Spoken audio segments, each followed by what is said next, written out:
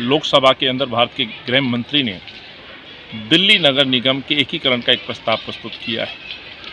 एकीकरण को लेकर के जो कारण बताए जा रहे हैं उसमें सबसे बड़ी बात थी आर्थिक तंगी, आर्थिक नुकसान, एमसीडी का।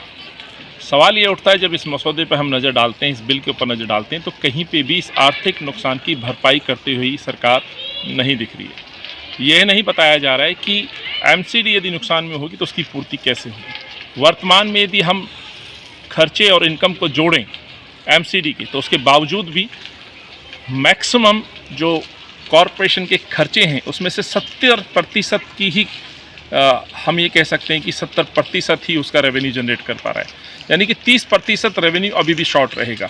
तो इस बिल के अंदर कहीं भी गृह मंत्री ने यह नहीं बताया कि 30% की लगभग क्षतिपूर्ति कैसे एमसीडी के अंदर होगी। जो कहा जा रहा था कि कर्मचारियों की तनख्वाह समय पे नहीं मिलती, कर्मचारी परेशान होते हैं, उसका प्रभाव विकास पे पड़ा है।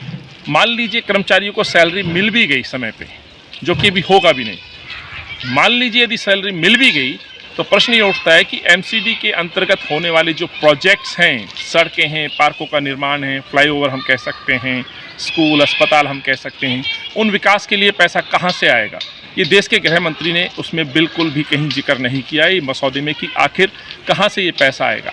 तो जो नीयत है वो साफ दिखती है। अपनी हार को टालने के लिए जिस तरह से देश के गृह मंत्री और भाजपा ने साजिश रची है, जल्दबाजी में जिस तरह से मसौदा प्रस्तुत किया गया है, उसमें एमसीडी की इनकम के सोर्स को नहीं बताया गया है।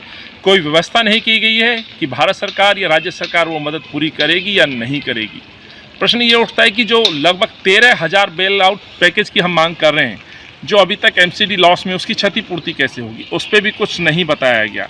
तो यहाँ जहाँ भाजपा की नीयत ठीक नहीं है, वहाँ मैं आम आदमी पार्टी से भी कहना चाहता हूँ। कल मैंने उनका भाषण सुना विधानसभा के अंदर, कहीं अरविंद केजरीवाल ने कहीं भी एकीकरण के खिलाफ एक शब्द नहीं बोला। क्यों अरविंद केजरीवाल ने दिल्ली विधानसभा सत्र के अंदर ये प्रस्ताव पास करके क्यों देश के गृह मंत्री पार्लियामेंट में नहीं भेजा? तो प्रश्न मैं अरविंद से ही पूछना चाहता हूँ, केवल राजनीति करेंगे, बयानबाजी करेंगे, या राज्यसभा के अंदर आपके सांसद उस बिल के समर्थन में खड़े होंगे या विरोध में खड़े होंगे, या केवल एक ट्वीट करके मात्र विरोध दर्ज कर देंगे? क्या अमित शाह और भाजपा से इतने डरते हैं अरविंद केजरीवाल की दिल्ली को बचाने के लिए आज दिल्ली का जो एकीकरण का बिल प्रस्तुत किया गया है, जो केवल और केवल जनता को परेशान करने वाला बिल होगा? जिस सोच के साथ कांग्रेस ने ये बिल बनाया था, शीला जी ने और कांग्रेस ने बिल बनाया था, 3 कॉरपोरेशन का उद्देश्य था लोगों को बेहतर प्रशासन देना, कर्मचारियों को, अधिकारियों को और नेताओं को जनता के बीच पहुंचाना।